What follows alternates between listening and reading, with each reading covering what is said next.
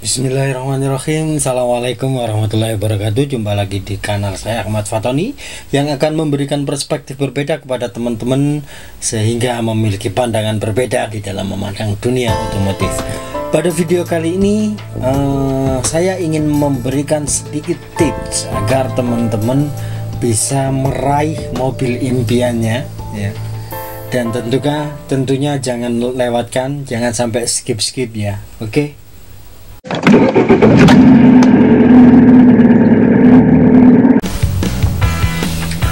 Baik,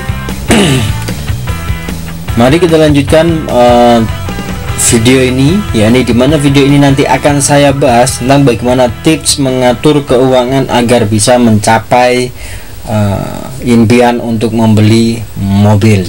Ya, tentunya siapa sih yang nggak pengen memiliki mobil, akan tetapi pada titik ini teman-teman harus mengetahui benar-benar ya bagaimana finansialnya teman-teman. Jangan sampai tidak menghiraukan itu tapi keinginannya menggebu-gebu. Jadi teman-teman bisa melakukan beberapa hal ini sehingga nanti itu bisa dicapai. Yang pertama adalah membuat anggaran, ya. Di sini teman-teman bisa merealisasikan anggaran berapa yang kira-kira paling realistis untuk dicapai. Apakah itu nanti untuk membeli mobil baru atau mobil bekas, ya.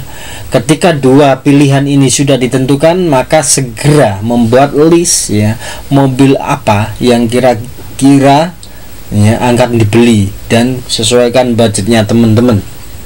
Nah, ketika sudah, maka teman-teman mulailah perhatikan pendapatan, ya. Berapa pendapatan teman-teman? Teman-teman harus mulai mengalokasikan 30% ya dari pendapatannya, ya. Kira-kira dengan 30% itu teman-teman butuh mobil dalam jangka waktu berapa lama? Nah, itu dilogikakan saja teman-teman. Jadi ketika butuh dalam waktu 3 tahun, maka 30% kali 3 tahun akan mendapatkan nominal berapa. Nah, itu berarti kemampuannya teman-teman.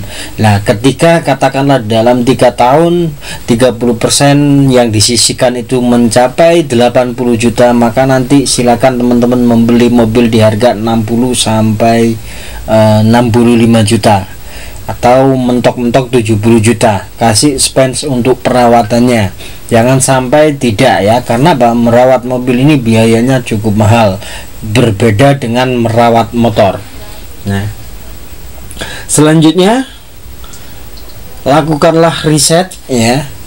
Lakukanlah riset, ya, teman-teman, sehingga tahu kondisi mobilnya ini, ya. Kemudian bagaimana harga pasarnya.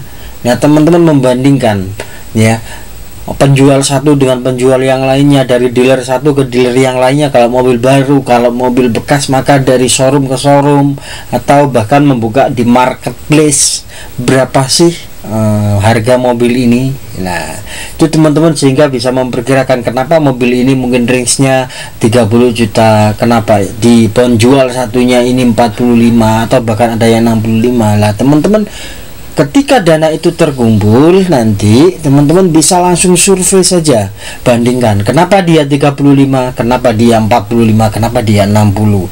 Nah, di situ teman-teman nanti tahu, oh ternyata harga sekian itu barangnya seperti ini. Dan jangan sampai nanti teman-teman itu tergiur dengan harga murah, ya, kemudian ingin membeli tanpa memperhatikan apa saja minus dari kendaraan tersebut, ya. Selanjutnya teman-teman ini fokus pengelolaan keuangan, ya.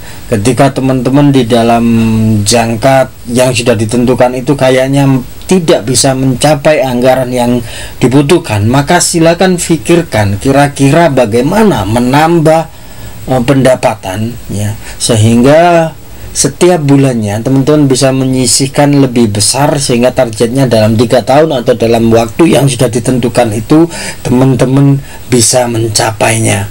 Nah, ini mungkin bisa dilakukan dengan hal sederhana, memangkas pengeluaran-pengeluaran yang kira-kira ketika dihilangkan tidak mengurangi stabilitas kehidupannya teman-teman, seperti sering jajan di luar, ya, sering jalan-jalan. Dan mungkin itu perlu dicoret terlebih dahulu sehingga teman-teman nanti bisa benar-benar fokus menabung untuk mencapai mobil impiannya teman-teman.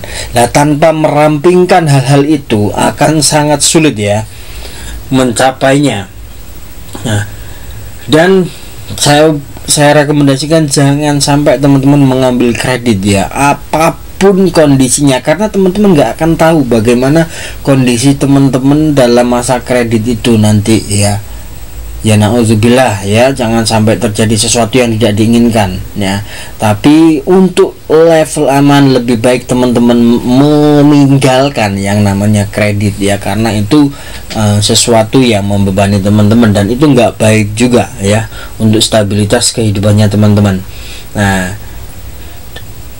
jadi mungkin itu ya, teman-teman harus benar-benar tertib dan konsisten masalah perencanaan keuangan dan jangan sampai tergoda untuk melakukan aktivitas yang nanti akan membuat teman-teman itu mengurangi ketertiban dan kedisiplinan teman-teman mengumpulkan uang, sehingga tujuan memiliki mobil teman-teman itu semakin jauh dan semakin jauh ya. Jadi mungkin itu saja tips dari saya, tips sederhana yang tentunya ini sudah banyak sekali dibahas oleh orang-orang lain, khususnya para pakar keuangan ya. Tapi dalam momentum ini saya ingin merekomendasikan, menyarankan agar teman-teman itu bisa memilah sesuai dengan kebutuhannya teman-teman dan bagaimana realisasinya ya. Karena jangan sampai teman-teman ingin membeli mobil baru tetapi keuangannya benar-benar nggak mampu ya. Jadi teman-teman pilih saja mobil tua yang sesuai dengan budgetnya teman-teman. Apakah tidak berbahaya merawat mobil tua? Tentunya itu akan sedikit berbahaya, tapi teman-teman nanti kalau benar-benar riset, benar-benar melakukan hal yang terbaik sesuai dengan kebutuhan, tidak akan membuat panik teman-teman. Jadi mobil pertama mungkin yang saya rekomendasikan, jadi teman-teman pilihlah produk dari Toyota karena dia bandel spare partnya di mana-mana. Walaupun mobil tua saya yakin itu tetap aman. Jadi mungkin itu saja yang bisa saya rekomendasikan kepada teman-teman. Semoga saja tips ini bisa membantu ya. Terima kasih, sampai jumpa di video-video saya selanjutnya. Bila teman-teman suka dengan video semacam ini maka tekan like dan jangan lupa subscribe bagi yang belum dan nyalakan tombol loncengnya sehingga mendapatkan pemberitahuan setiap saya membuat video baru. Sampai jumpa di video saya selanjutnya. Salam otomotif.